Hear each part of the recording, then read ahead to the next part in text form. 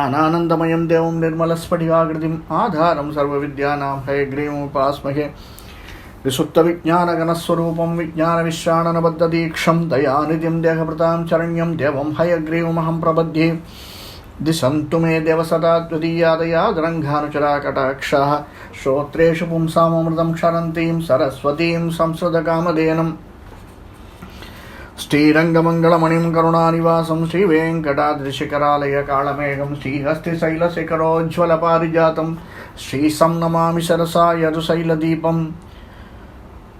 ஸ்ரீயப்பதியான ஸ்ரீமன் நாராயணனுடைய கடாட்சத்தாலும் ஆச்சாரனுடைய அனுகிரகத்தாலும் இந்த 4வது வருடத்தில் ஜூமில் பிரவச்சனத்தில் இன்றைக்கு 108 திவ்யதேச வைபவங்களில் திரு நைமிஷாரண்யம் நிம்சார் என்று வழங்கக்கூடிய மிக அற்புதமான திவ்யதேசம். எல்லா திவ்யதேசங்களுமே அற்புதமான திவ்யதேசங்கள் தான். இருந்தாலும் நைமி என்றால் சக்கரம். சக்கரத்தினுடைய அம்சமாக நாம் பார்த்துருக்கோம். சக்கரமே இங்கே பெருமாளே சக்கரமாக, சக்கரமே பெருமாளாக காட்சி தரக்கூடிய இடம், அது விழுந்த இடமாக நைமிஷார் ஆரண்யம் என்று பேர். இது மேற்கு வங்காளத்திலேருந்து, அதாவது கொல்கத்தாலேருந்து டேராடூன் போகிற பாதையில் பாலமால் சந்திப்பில் இறங்கினா அங்கேருந்து சீதாப்பூர் செல்கிற வழியில் நைமிஷாரண்யம் என்ற ரயில்வே ஸ்டேஷனில் இறங்கணுமா. அங்கே இறங்கினா கிட்டத்தட்ட 3லேருந்து 3.5 கிலோமீட்டர் தூரம் செல்ல வேண்டியிருக்கும். அல்லது லக்னோ அப்படின்னா லக்னோவிலேருந்து பாலமு அப்படிங்கிற சந்திப்புக்கு இடையில் சாண்டிலான்ற ரயில் நிலையத்திலேருந்து ஒரு 40 கிலோமீட்டரில் இருக்கக்கூடிய திவ்யதேசம். மிக அழகானதொரு திவ்யதேசம் நைமிஷாரண்யம். ஆரண்யமாக இருந்தது நைமிஷாரண்யம். இந்த திவ்யதேசத்திலே பெருமாள் தேவராஜ பெருமாள் ஸ்ரீஹரி கிழக்கு நோக்கிய நின்ற திருக்கோலத்தில் இருக்கக்கூடியவர். தாயார் ஸ்ரீ ஹரிலக்ஷ்மி தாயார், புண்டரீகவல்லி தாயார். தீர்த்தம் சக்கர தீர்த்தம், கோமுகி நதி, நேமி தீர்த்தம், அதாவது கோமதி தீர்த்தம், கோமுகி தீர்த்தம், கோமதி தீர்த்தம், திவ்ய விஸ்ராந்தி தீர்த்தம், திவ்ய விஸ்ராந்தி திவ்ய சாந்தி தீர்த்தம் என்றும் கூறப்படக்கூடியது. ஸ்தலவிக்ஷம் தபோவனம், இந்த இடமே தப்போவனமாக இருக்கக்கூடியது. விமானம் ஸ்ரீஹரி விமானம். இந்திரனுக்கும் சுதர்மனுக்கும் சந்திரனுக்கும் தேவ ரிஷிகளுக்கும் வேதவியாசருக்கும் சூத புராணிகர்களுக்கும் மற்றும் பலருக்கும் பிரத்யட்சமான திவ்யதேசம். திருமங்கையாழ்வாரால் மங்களாசாசனம் செய்யப்பட்ட ஒரு திவ்யதேசம். மிக அழகாக நம்முடைய வியாக்கியான சக்கரவர்த்தி ஸ்ரீ பெரியவாச்சான் பிள்ளையால் மிக அழகாக விவரிக்கக்கூடிய ஒரு திவ்யதேசம் இந்த இடம். ஏன்னா அவருக்கு கிட்டத்தட்ட 86 திவ்யதேசங்களை மங்களாசாசனம் பண்ணினார். திருமங்கை ஆழ்வார் நைமிஷாரண்யத்தை மங்களாசாசனம் பண்ணச்சே 10 பாசுரங்களால் மங்களாசாசனம் பண்ணிருக்கார். இருந்தாலுமே அவருக்கு உள்ளுக்குள்ள ஒரு சின்ன கிளேசம். எல்லாருக்கும் நாம் இந்த தப்பு செய்கிறோமோ, இந்த தப்பு செஞ்சுருக்கோமோ அப்படின்னு தோணும் இல்லையா? அந்த மாதிரி அவருக்கும் தோன்றிருக்கான். நம்ம செஞ்சதெல்லாம் தப்பாக இருக்குமோ, சில விஷயங்கள் தப்பாக போயிடுத்தே. மனித இயல்பு தானே இல்லையா? அதை உணர்வது தானே மேன்மையானது. அந்த மாதிரி அவரும் உணர்ந்திருக்கிறாராம். அந்த மாதிரி உணர்ந்த போது தன்னுடைய குறைகளையெல்லாம் இந்த திவ்யதேசத்தில் சுட்டி காட்டி, இறைவா பகவானே பெருமாளே என்னை நீ ஏற்றுக்கொள் அப்படின்னு எப்படி விபீஷண ஆழ்வார், ஏன்னா இவருக்கும் ஆழ்வான் என்று தான் பேர், விபீஷணுக்கும் ஆழ்வான் என்று தான் பேர். விபீஷணாழ்வான் தன்னுடைய 4 துணைகளோட 4வரோட பெருமாளை சரணாகதி பண்ணிக்க வரச்சே, அவன் சரணாகதி பண்ணின்ற இடம், அதாவது ஸ்ரீலங்காவிலேருந்து இந்தியாவுக்கு பெருமாள்கிட்ட சரணாகதி பண்ணிக்கின்னு நான் நிறைய தப்பு பண்ணிட்டேன், என்னை ஏற்றுக்கோன்னு எப்படி அவன் சொன்னானோ, நிறைய தப்பு பண்ணலை, வழிகாட்டிருக்கான் ராவணனுக்கு. இருந்தாலுமே தனக்கு மனசுக்குள்ள ஒரு கிளேசம் அந்த மாதிரி திருமங்கையாழ்வாருக்கு இருந்தது அப்படிங்கிறத பெரியவாச்சான் பிள்ளை இந்த சுட்டிக்காட்ட. ரொம்ப அதிகமான மங்களாசாசனம் பண்ணவர் திருமங்கையாழ்வார் தான். பஞ்சு என சிவக்கும் மென்கால் தேவியை பிரிந்த பாவி வஞ்சனுக்கு இளைய என்னை அப்படின்னு அப்படியே உருகி உருகி சொல்லக்கூடிய இடமாக, ராவணனுடைய தம்பியாக தன்னுடைய குறைபாட்டை சொல்கிறது போல, என்னை நீ ஏற்றுக்கொள்ள வேண்டும், தர்மத்தை மறந்து நான் பல சமயங்களில் வீணாக பொழுதுபோக்கிட்டேனே, இது தெரியாமல் போயிடுத்தே. பட் சில இங்கிலீஷில் ஒரு வார்த்தை சொல்லுவா இல்லையா,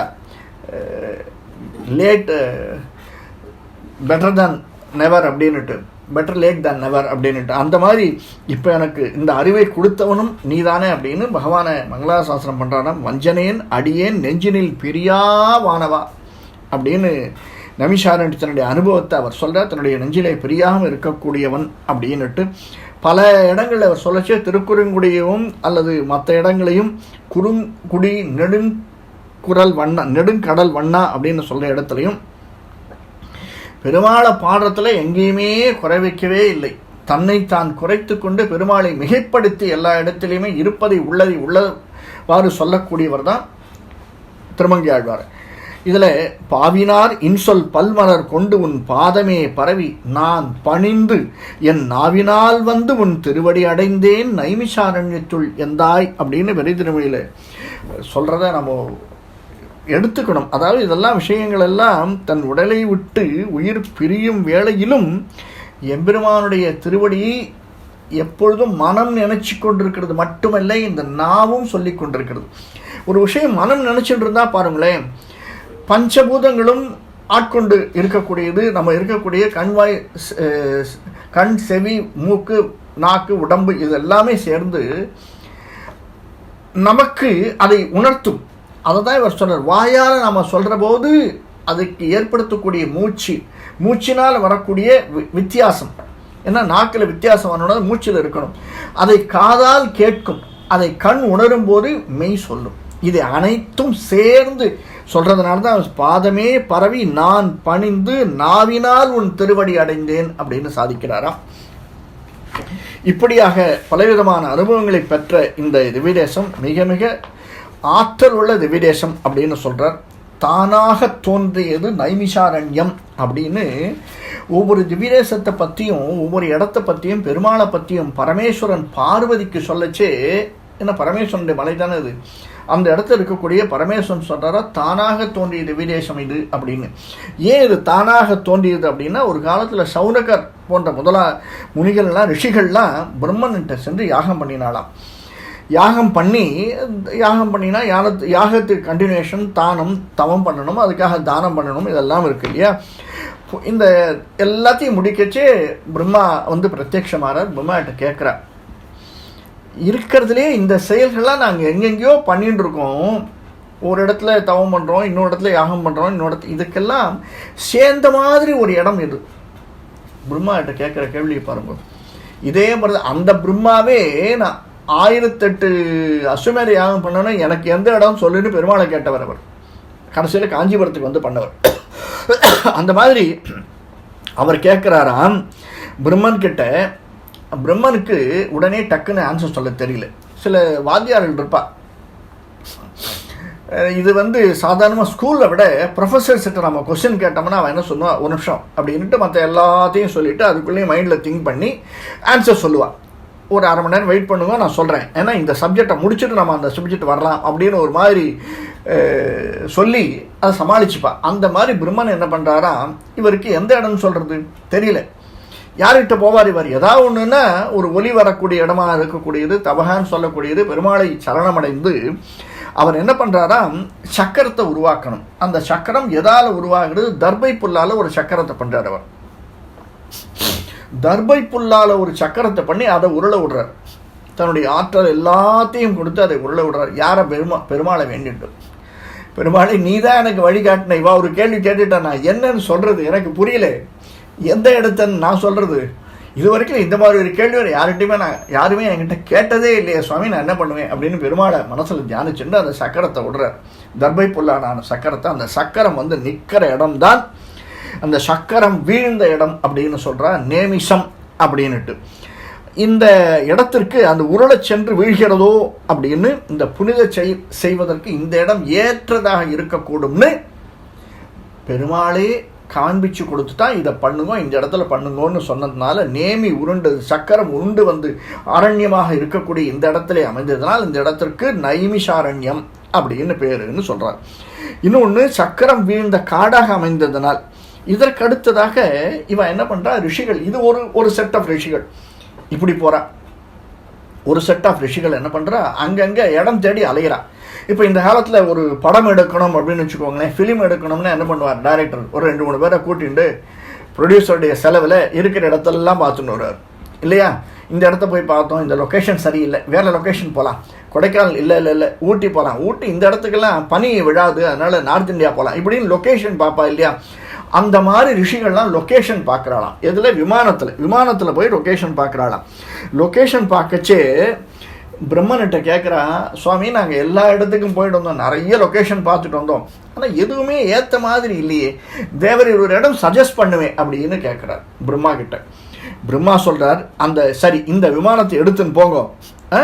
இந்த விமானத்தை எடுத்துன்னு போச்சு, அந்த விமானம் ஒரு இடத்துல ஸ்டக்காகி நிற்கும் இல்லையா, ஏன்னா பெட்ரோல் தீர்ந்துருமோ என்னவோ தெரியல, ஒயிட் பெட்ரோலாக இருந்தால் இந்த இடம் ஸ்டக்காகி நிற்கச்சு. அந்த விமானத்தினுடைய சக்கரம் நேமி விழுந்து, சக்கரம் விழுதுன்னா என்ன அர்த்தம்? விமானம் அந்த இடத்துல இறங்குதல் என்ற அர்த்தம். சக்கரம் கண்டு தனியாக விழுதுன்னு அர்த்தம் கிடையாது. விமானம் அந்த இடத்துல இறங்கி நிற்கும். அந்த இடம்தான் நீங்கள் புனிதமான ஸ்தலமாக கொண்டு நீங்கள் உங்களுடைய தவத்தையும் யாகத்தையும் யஜ்ஞத்தையும் பண்ணினால் அதற்கு தனி பலன் உண்டுன்னு சாதிக்கிறார். அந்த மாதிரி அந்த விமானம் சக்கரங்கள் இருந்த இடம், நேமி சக்கரமாக விழுந்த இடம் நைமிஷாரண்யம் என்று ஆரம்பித்ததாக ஒரு சாரார் சொல்வதுண்டு. இதுவும் ஏற்றுக்கொள்ளக்கூடியதாகத்தான் இருக்கிறது. ஏன்னா இந்த சக்கரம் என்ன எடுத்தா, அந்த விழச்சே அலகானந்தா நதியில் விழுதான். அந்த நதி இன்னைக்கும் அந்த அலக்கானந்தம் ஒரு இடத்துல பார்த்தா திடீர்னு கிணறு மாதிரி இருக்கும். நம்ம சில புஷ்கரணியிலெல்லாம் போனோம்னா ஒரு 4-5 கிணறு பண்ணி வச்சிருப்பா, பார்த்துருக்கலாம். அதனால தான் புஷ்கரணியில் தெரியாதவா உள்ளே போகக்கூடாது அப்படின்னு சொல்லுவாள். புஷ்கரணியில் தீர்த்தம் ஆடக்கூடாது, ரொம்ப பார்த்து பண்ணணும் அப்படின்னு. ஏன்னா அந்த புஷ்கரணியிலலாம் இதில் பார்த்தோன்னா தெரியும், கும்பமேளாவில் அல்லது கும்பகோணத்தில் மகாமகத்தும் போது பார்த்தோன்னா தெரியும், பல புஷ்கரணியில் அது தண்ணி இல்லை அப்படின்னா தெரியும், 4-5 கிணறு மாதிரி பண்ணி வச்சிருப்பா. அந்த மாதிரி அலக்கானந்தா நதியில் இந்த சக்கரம் வீழ்ந்த இடமா, அந்த சக்கரம் வீழ்ந்த புனிதமான இடம் இந்த நைமிஷாரண்யம் அப்படின்னு ஒரு சாரார் சொல்வதுண்டு. இதெல்லாம் இந்த சக்கரம் வீழ்ந்தது, அதனால அந்த இடத்திற்கு பக்கத்தில் இருக்கக்கூடிய இடத்துக்கு சக்கர தீர்த்தம் அப்படின்னு பேர். ஏன்னா அந்த இடம் கோமுகி நதி இருக்கிற இடம், அதனால சக்கர தீர்த்தமாக இருக்கக்கூடியது நைமிஷாரண்ய தீர்த்தம். சக்கர தீர்த்தமாகவும் கோமதி தீர்த்தமாகவும் இன்னொன்று அந்த இடத்துக்கு பேர் விஸ்ராந்தி தீர்த்தம். விஸ்ராந்தி அப்படின்னா ரொம்ப ரிலாக்ஸ் அப்படின்ற மாதிரி இது. ஏன்னா பெருமாளை நாம் வேண்டிட்டோம், சரணாகத்தின்னு பண்ணிட்டோம்னா அதுக்கப்புறம் நமக்கு ரிலாக்ஸ் தான், வேறு ஒன்றுமே நினைக்கவே வேண்டாம். பெருமாள் நம்மளுக்கு அனைத்தையும் கொடுத்து விடுவார். அப்படிங்கிறதுனால அந்த தீர்த்தத்தில் நீராடி எழுந்திருந்தோமே ஆனால், பெருமாளை சேவித்தோமே ஆனால் அனைத்தும் நமக்கு கிடைக்கும். அப்படிங்கிறதுனால அப்படி ஒரு விஷயம் சொல்லப்படுகிறது. சரி, இதெல்லாம் ஒவ்வொன்றாக சொல்லப்படுகிறது. இதில் முக்கியமாக இன்னொன்று பார்க்கணும். என்ன பண்ணினார், ஒரு முறை நமக்கு தெரியும், நம்ம இந்த கதையை ஸ்ரீமன் நாராயணியத்தில் கேட்டிருக்கோம். ஒரு அரசன், ஒரு அசுரன், அரசனாக இருந்தவன் அசுரனாக மாறியவன். நம்ம நிறைய கேள்விப்பட்டிருக்கோமே, அரசன் தானே அசுரன் ஆயிடுறான் இல்லையா? பிறப்பால் எவனும் அசுரனாவதில்லை, அவனுடைய செயல்களால் தானே அவன் அசுரனாரான். அந்த மாதிரி அசுரனானவன் ஒரு 2 வாரத்துக்கு முன்னாடி தான் பார்த்தோம். ஒரு முக்கியமான ஒரு அசுரன் யார்,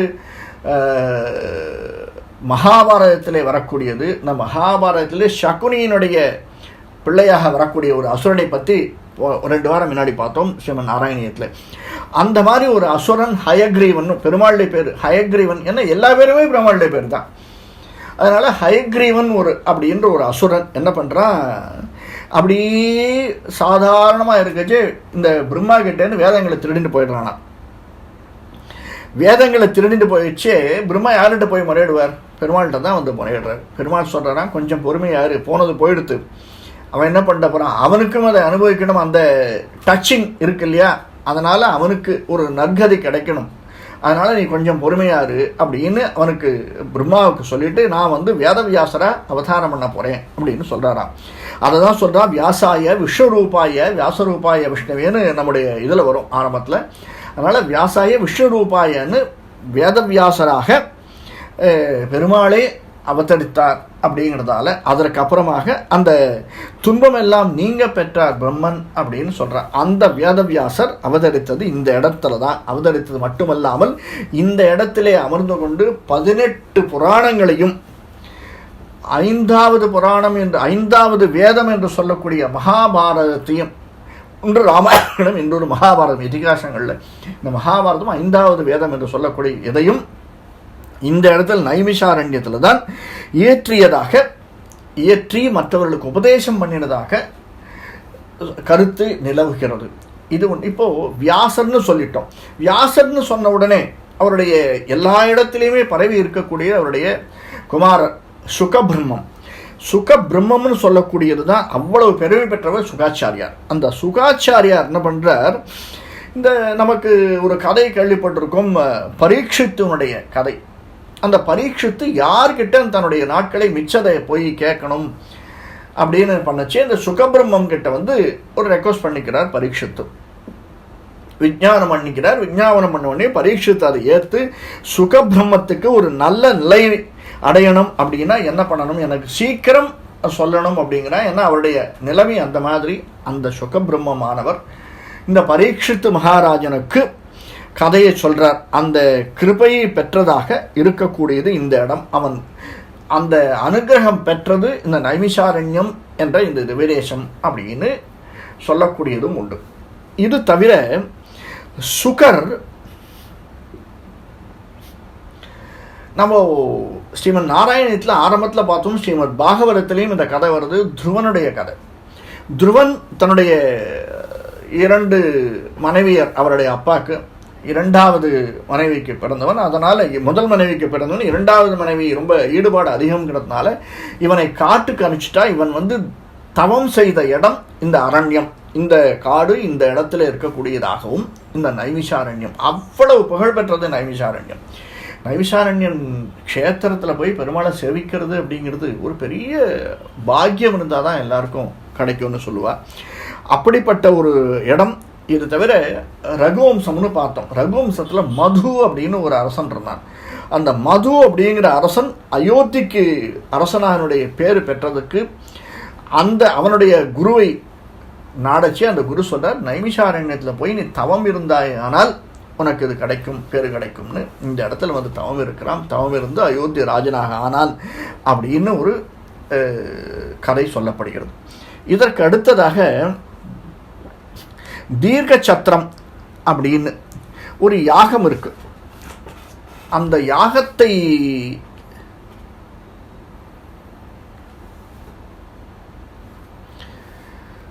அந்த யாகம் செய்யறதுக்கு மகாபாரதத்து உபதேசமாக பெற்றது.